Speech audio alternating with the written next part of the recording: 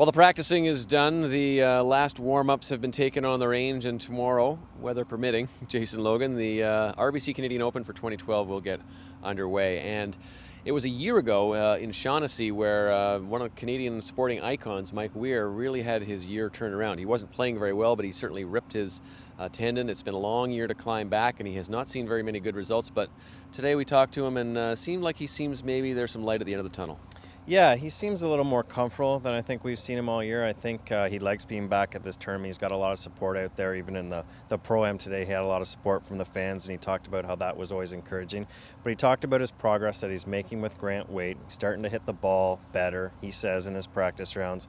He talks about stringing together 5 or 6 good holes in a row, and then it kind of goes off the rails a little bit. But more than anything, I think he's comfortable. I think he's at ease. And he said he doesn't have huge expectations this week, but he's certainly looking to make the cut. He wants to get 4 rounds under his belt because at this point, he wants to play as many competitive tournament rounds as possible. Yeah, I think he's focused a little bit on 2013. And if he needs to get any motivation, it could come in the form of what happened last week. Another 42-year-old, a guy by the name of Ernie Els, who happened to capture the Open Championship. And he was in the press room as well today, along with the Claret Jug, which is very cool.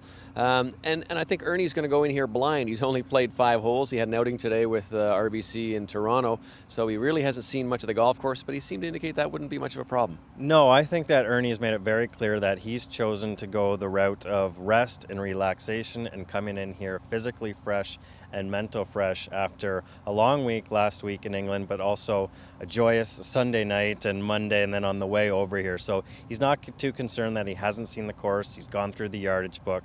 He's used to playing these old classic golf courses. Of course, he's a 2-time U.S. Open champion, so I don't think it'll be a big deal for him. He just wants to make sure that he's physically ready to go into this tournament tomorrow. And he has caddy Dan Quinn, who's been out on the course taking yardages, having a look around, former NHL player Dan Quinn. What he saw, what all the other players are seeing, is a challenging golf course out there. Well, it is. It's one of those courses where you got to put the ball in play, you got to hit greens, you're not going to make all that many birdies, although the course conditions are quite soft right now. Talked to Jim Furyk, who won here in 2006.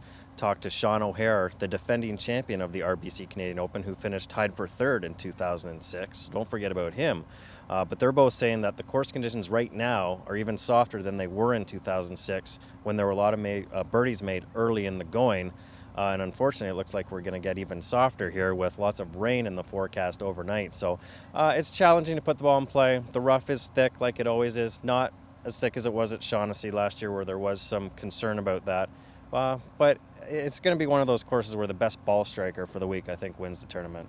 Well, we'll see how it gets all started. Hopefully on Thursday morning, Mother Nature permitting, rain and thunder showers in the forecast. It may be a sloppy start if we get started at all. That's it from the RBC Canadian Open.